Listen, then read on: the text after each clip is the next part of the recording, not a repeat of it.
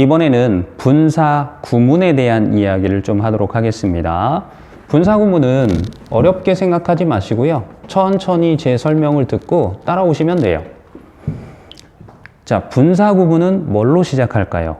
그쵸? 이름에 벌써 힌트가 있어요. 분사로 시작합니다 라는 의미입니다. 그러면 분사는 우리가 동사 원형의 ing 그리고 동사 원형에 ed 붙인 pp가 있었죠. 그런데 pp 앞에는 뭐가 생략되어 있죠?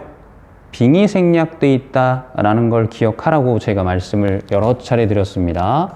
그래서 pp로 시작하는 분사 구문도 결국에는 ing잖아요. 그래서 분사 구문은 전체가 다 ing, 현재 분사로 시작하는 분사 구문이다 라고 보시면 되겠습니다. 그 다음에 구라는 표현은 단어가 2개 이상 있을 때 주어 동사의 개념이 없으면 구라고 불러요. 그러면 여기에 단어가 하나 있죠. 단어가 하나 더 있으면 구가 될 수 있겠는데요. 그래서 요게 분사 구가 되겠죠. 그러면 무는 뭐의 줄임말일까요? 문장의 줄임말, 이렇게 생각하시면 되겠습니다. 그럼 문장의 기본 단위가 주어 동사예요. 자, 그러면 주어 동사 앞에 뭔가가 오면 이게 수식어라고 우리가 앞에서 학습을 했었습니다. 주어 동사 앞에 수식어가 오면 주어 동사랑 구별을 하기 위해서 주어 동사 앞쪽에 컴마를 찍는다 라고 이야기를 했었는데, 그러면 주어 동사 앞으로 오는 컴마 앞쪽으로 오는 형태가 5가지가 있었는데요. 그 5가지를 먼저 간략하게 복습을 한번 하고 갈게요. 자, 첫 번째가 접주동이 컴마 앞에 올 수 있습니다. 두 번째는 ing가 올 수 있었죠. 세 번째는 pp가 올 수 있고요. 그런데 pp 앞에는 항상 빙이 생략되어 있다라는 걸 꼭 염두에 두시고요. 그리고 전명구, 그 다음에 마지막으로 투부정사, 이런 게 올 수 있다라고 학습을 했었는데, 가만히 보시면 얘네 둘이 닮은 꼴이에요. 그죠? 안 닮았는데요? 라고 할 수도 있는데 제 설명을 한번 들어보세요. 자, 여기 ing는 동사 원형에 ing를 붙이죠. 그러면 여기 접속사를 빼고 주어를 빼고 동사에다가 원형에다가 ing를 붙이면 이렇게 되겠죠. 그죠? 이게 가능한 이유는 컴마 앞에 있으면 100% 부사라고 얘기했잖아요. 그러니까 부사는 생략이 가능하다. 그러면 접주동에서 접속사 주어 빼고 이 동사를 분사로 바꿔서 쓰는 형태, 이걸 분사 구문이라고 생각하시면 되겠습니다. 자, 그러면 분사 구문은 원래 어디서 나왔다?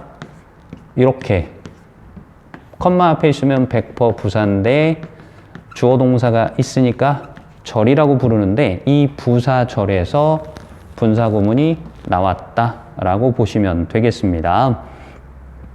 자, 그러면 이 부사절을 분사 구문으로, 즉 동사 원형의 ing로 바꾸려면 접속사가 필요 없죠. 주어도 필요 없죠. 뭐만 필요해요? 동사만 필요하죠.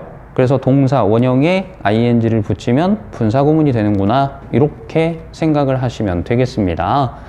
자, 그런데 우리가 이제 조금 더 이 부분을 세밀하게 설명을 해드리면, 조금 전에 이게 부사절이라고 말씀을 드렸잖아요. 그런데 이게 부사절인지 아닌지 손쉽게 확인할 수 있는 방법 중에 맨 앞쪽에 있는 접속사를 확인하는 방법이 있습니다. 그러면 이 접속사는 개수가 엄청 많아요. 그래서 그 접속사를 지금 다 설명해 드린 건 조금 어려운 부분이 있으니까 일단 접속사 비슷한 애들끼리 크게 4덩어리로 묶어요. 자, 부사절 접속사가 많은데 그 접속사를 크게 4덩어리로 비슷한 애들끼리 묶습니다. 그래서 시간 나와 그러면 대표 접속사가 when이에요. 물론 그 뒤에 더 많이 있겠죠. 그렇지만 이제 대표 하나씩만 생각을 하시면 되겠습니다. 그 다음 조건으로 묶어요. 그러면 if가 대표 역할을 하게 됩니다. 그 다음에 이유 나와 그러면 because라는 표현이 대표 접속사가 되는 거고요. 그 다음에 양보 모여 라고 하면 although.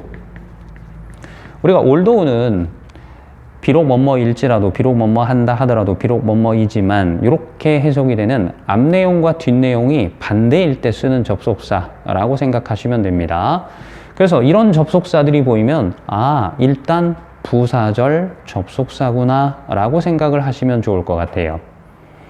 자, 그러면 이런 부사절 접속사가 나왔을 때 뒤에 주어 동사, 주어 동사 돼 있으면 이걸 이제 분사 구문으로 바꾸는 거예요. 접속사 어떻게 한다고 그랬죠? 생략, 그죠?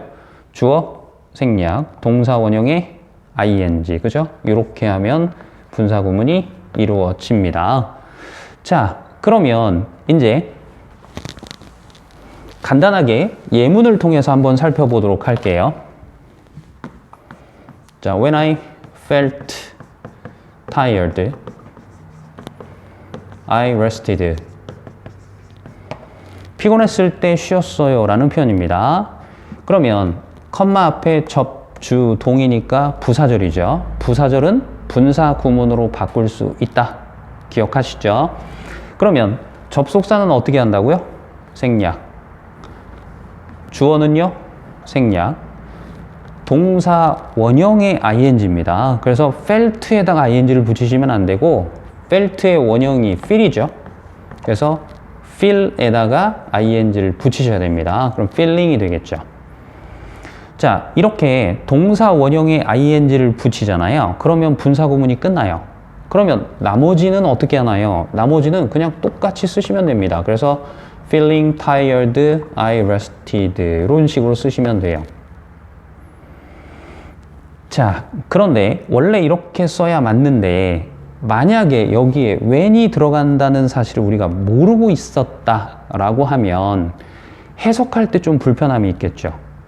조금 전에 앞에 접속사가 4개가 들어가고 그거보다 더 많다고 그랬잖아요. 큰 덩어리 비슷한 것들끼리 묶어서 대표 하나씩 뽑아 놓은 게 시간, when, 조건, if, 이유, because, 양보, although를 썼는데 이렇게 접속사를 만약에 빼버리면 여기를 원래 접속사가 있었던 것처럼 생각하고 해석을 해야 되는데 피곤했을 때 라고 해석을 해야 될 건지 피곤하다면 이라고 해석을 해야 될 건지 피곤했기 때문에 라고 해석을 해야 될 건지 피곤했지만 이렇게 해석을 해야 될지 접속사를 다 떠올려서 해석을 해보고 그 중에 가장 어울리는 접속사를 찾아서 써주시고 하셔야 돼요.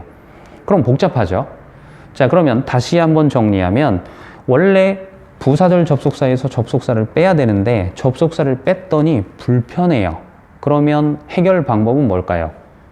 접속사를 안 빼면 되죠. 그래서 접속사를 원칙은 생략하지만 써줄 수도 있다. 그리고 일반적으로 시험에서는 써주는 경우가 더 많습니다. 고맙죠? 만약에 빼면 복잡한데 써주니까 조금 더 간단하게 해석을 하실 수가 있습니다. 그래서 이렇게 써놓고 보면 피곤했을 때 쉬었어요. 어때요? 해석이 간단하게 되겠죠. 그래서 이 부분 하나 기억을 해 두시면 됩니다. 원칙은 접속사를 빼는 건데 예외적으로 뭐 할 수 있다? 써줄 수도 있다. 그래서 이런 식으로 표시를 하도록 하겠습니다. 자, 그 다음에 PP로 시작하는 분사 구문에 자꾸 매몰되시는 분들이 있어요. 분사 구문은 다 ing로 시작한다 라고 얘기했는데 그래도 PP로 시작할 수 있잖아요 라고 자꾸 생각을 하시는 분들을 위해서 비슷한 표현을 예를 하나 더 들어 드릴게요. 자, when I was tired, 내가 피곤했을 때 I rested, 쉬었어요. 자, 동사만 살짝 바꿨습니다. 뜻은 똑같아요. 자, 그러면 접주동, 주동 이렇게 돼 있으니까 컴마 앞에 있으면 100% 부사절. 그럼 얘도 분사 구문으로 바꿀 수 있죠. 그러면 조금 전에 접속사는 원래 생략해야 되지만 생략했을 때 불편하니까 써줄 수 있다. 이렇게 표현을 하도록 하겠습니다. 그 다음 주어는 생략이죠. 그리고 동사 원형의 ing인데 얘가 비동사잖아요. 비동사의 원형이 be예요.